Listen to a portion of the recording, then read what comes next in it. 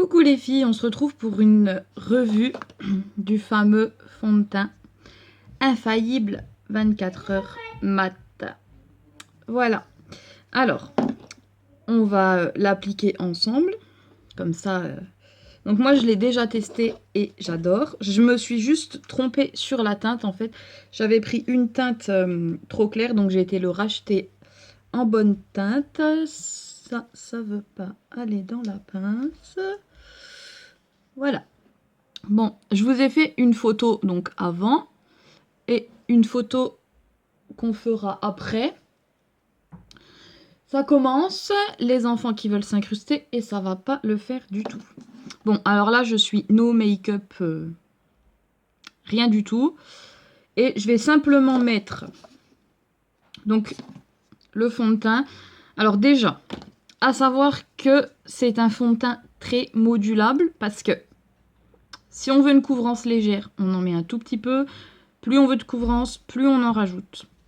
Donc moi, j'ai pris la teinte beige doré. Et je trouve que c'est la teinte qui me va parfaitement. 2 secondes parce que ça commence. Jade, ta chambre. Mais je reste un tout petit peu. Non, tu restes pas, tu vas dans ta chambre. Je demande 5 minutes par jour pour faire une vidéo. Ça va pas. Alors, c'est un embout de tube, hein, et il est très très liquide. Alors moi je l'applique au pinceau parce que je préfère l'appliquer au pinceau qu'au Beauty Blender, celui-là. Donc j'en mets sur mon pinceau. Le prix est entre 12 et 15 €. Donc je trouve que c'est pas très cher parce qu'il va bien. Et je le préfère à certains fonds de teint que j'ai eu de marques que je me suis séparée. Là d'ailleurs.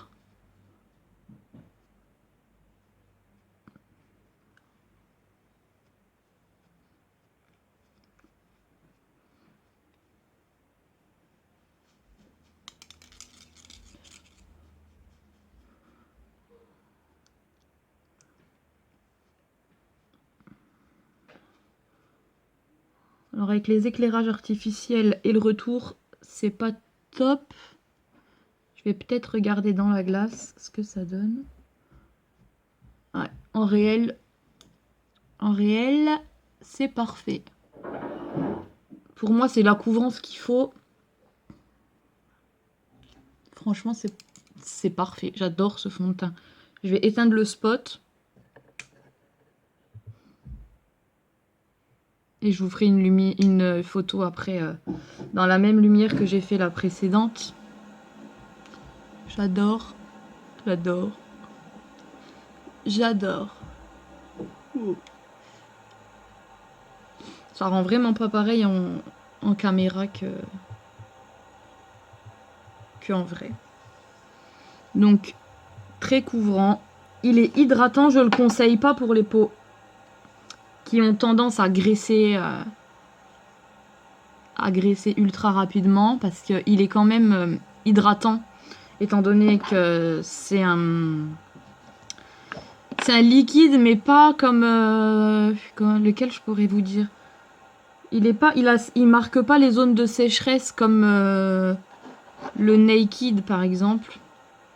Donc pour moi là en réel c'est la teinte parfaite. Donc je vais pas en rajouter.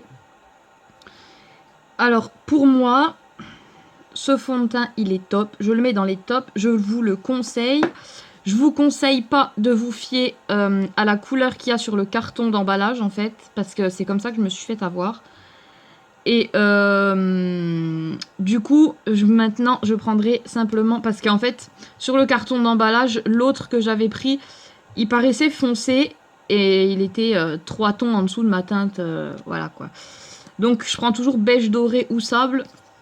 Et donc celui-là, quand je me regarde dans le miroir là, c'est parfait. Même sans le spot, on voit pas grand chose, mais voilà quoi, c'est parfait.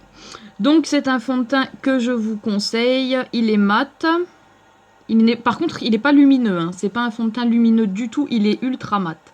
Donc ça, c'est à savoir aussi. Et c'est le fond de teint que je vous recommande en ce moment. C'est celui que je me sers. Et je pense pas que je vais changer bientôt. Pourtant, je vais vous montrer. Hein. J'en ai un paquet d'ouverts. Et pourtant, je me suis débarrassée de pas mal. Mais je pense que c'est celui-là qui va rester. Et j'ai des grandes marques. Hein, j'ai du Lierac. J'ai Barre Minéral.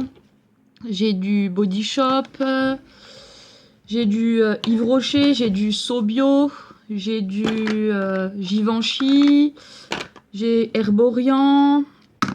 Voilà. Et j'ai aussi des marques comme j'ai un Clarins, un Smashbox. J'ai aussi des marques comme Essence, comme Maybelline. Voilà. Et c'est celui-là qui ressort en plus du Naked et du Sephora Infusion. Donc voilà. Je vous fais des gros bisous à toutes. Je vais finir mon teint dans une vidéo blabla et faire un petit make-up. Voilà. Bisous les filles.